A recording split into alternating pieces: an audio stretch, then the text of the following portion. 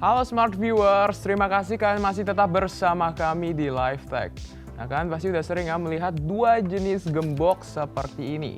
Kalau gembok yang pertama, ini biasanya kita buka dengan menggunakan kunci seperti biasa yang umumnya paling banyak orang-orang di luaran sana itu gunakan.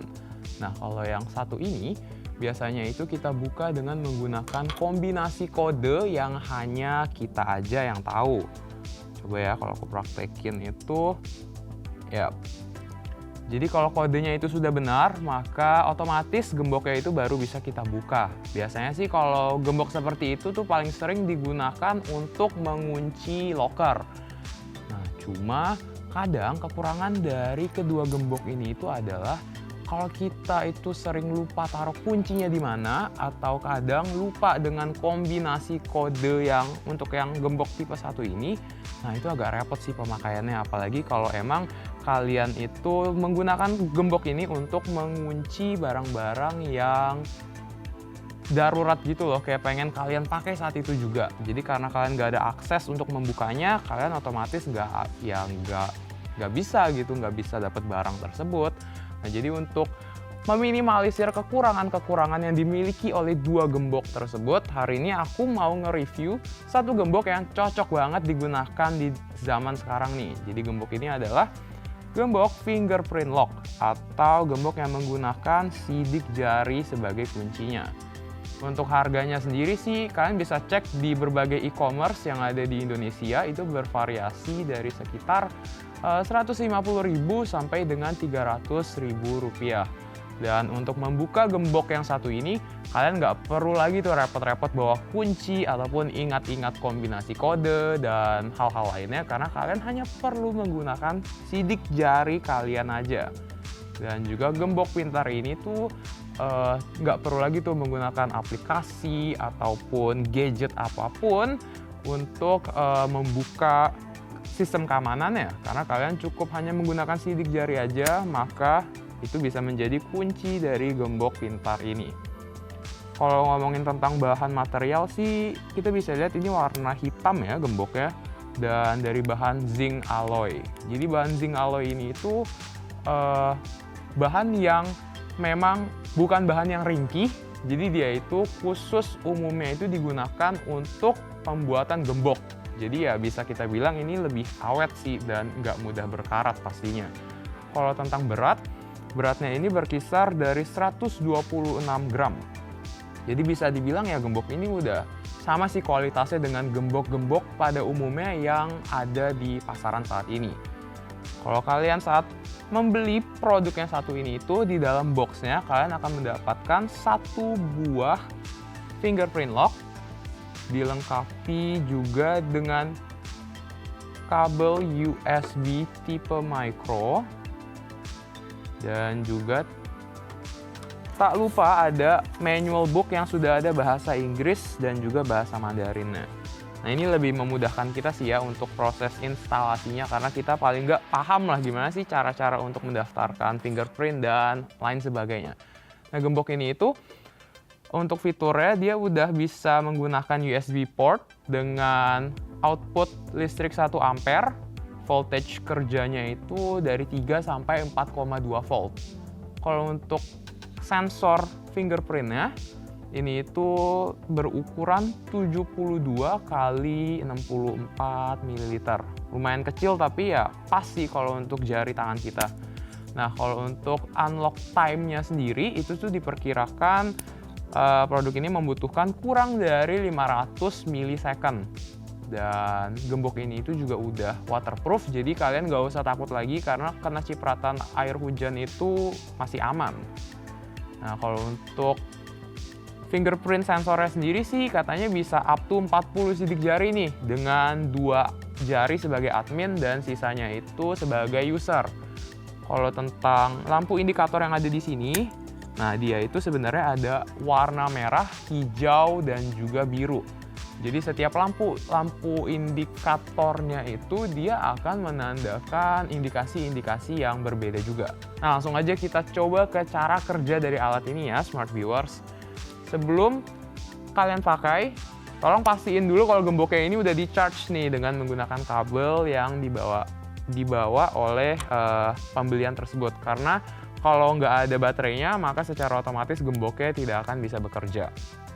Dan untuk saat pertama kali kalian beli, itu biasanya itu masih dalam mode pengenalan nih. Jadi kalian bisa buka dengan sidik jari siapa aja. Coba ya. Ini belum didaftarin sama sekali, aku pakai sidik jari acak aja, dia akan secara otomatis terbuka. Kemudian untuk mendaftarkan admin pertama, untuk pertama kalinya, kalian hanya perlu sentuh bagian fingerprint sensornya selama 5 detik dan tunggu lampu indikatornya menjadi biru, kemudian kalian lepas. 2, 3, 4, 5.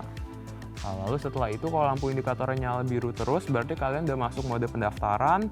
Dan kalian untuk mendaftarkan admin cukup letakkan aja sidik jarinya selama beberapa kali atau sampai dia berwarna hijau terus. Nah, seperti tadi, yang artinya berhasil. Kalau lampu indikatornya merah, berarti kalian cukup ulang lagi aja cara yang sebelumnya hingga kalian melihat indikator lampunya berwarna hijau. Coba ya, kita coba dengan jari yang ini. Tadi udah aku daftarkan adminnya.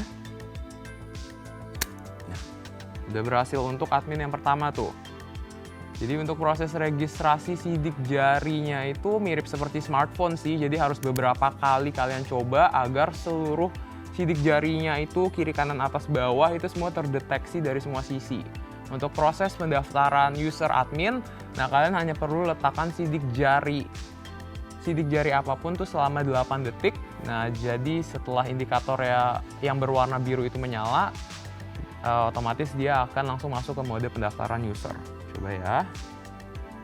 1, 2, 3, 4, 5. Maka setelah itu kalian bisa letakkan sidik jari admin. Kalau udah biru kayak gini, kalian daftarkan jari yang lain. Dicoba beberapa kali sampai dia hijau indikatornya seperti ini. Nah, kalau sudah berarti selamat, sidik jari yang user sudah terdaftarkan. Coba ya. Dah. Jadi yang pertama admin sudah, user sudah, dan untuk yang terakhir kita akan langsung masuk ke pendaftaran. Oh, pendaftaran udah.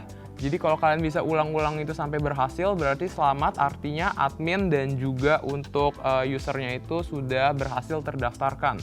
Nah, tapi yang harus dicatat adalah untuk pendaftaran sidik jari itu juga posisi gemboknya terkadang harus terbuka, tapi kalau tertutup pun juga bisa sih, jadi kalian harus coba-coba aja lah. Sedangkan kalau untuk menghapus atau mereset sidik sensor fingerprintnya itu ke bawaan pabrik, kalian cukup menggunakan sidik jari admin. Nah, nanti kalian letakkan aja sidik jari adminnya itu di sensor hingga lampu indikator dari hijau itu akan berubah menjadi biru kemudian merah.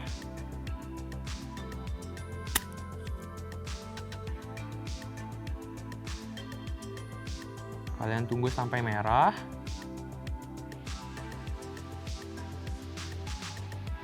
Lalu setelah itu kalian letakkan sidik jari agak lama di atas sensor. Nah, kalau udah seperti itu berarti sidik jarinya itu semuanya sudah terhapus dan sudah balik ke factory awal. Nah, begitu. Nah, setelah itu sih gembok akan bisa digunakan lagi oleh sidik jari manapun karena itu tadi fingerprint yang sebelumnya itu sudah terhapus, sudah ke-reset seperti kalian beli pada awalnya.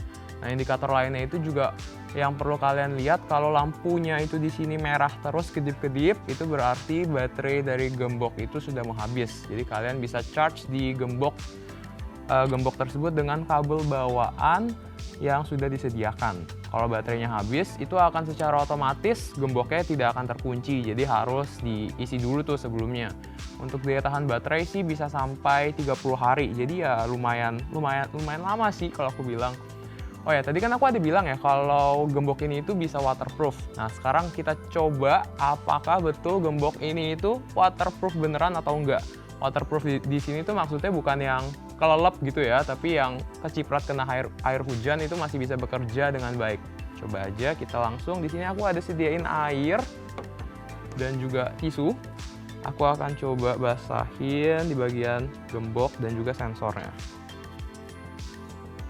Ini udah posisi basah, kita coba ya sensornya apakah dia bisa nyala atau enggak.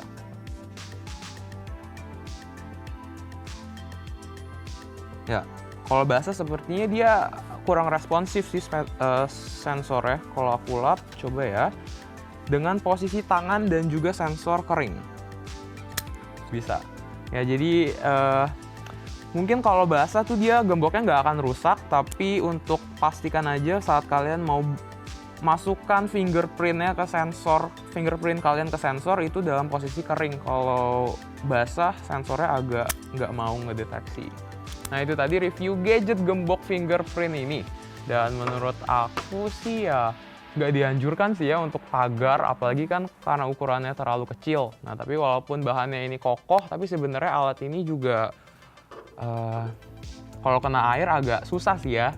Nah, jadi kemudian kalau kalian ngerasa ini cocok buat kalian ya bolehlah kalian coba, tapi kalau enggak juga kalian bisa cari-cari di luaran lain juga masih ada sih yang mirip-mirip, harganya juga ada yang sekitaran seperti itu dengan kualitas yang mungkin ada yang lebih bagus atau mungkin yang sama-sama aja. Nah, jadi smart viewers, itulah review kita pada hari ini dan juga terima kasih. Akhir kata saya Jonathan Raharja dan beserta semua kru yang bertugas pamit undur diri. Terima kasih dan sampai jumpa di live tech selanjutnya.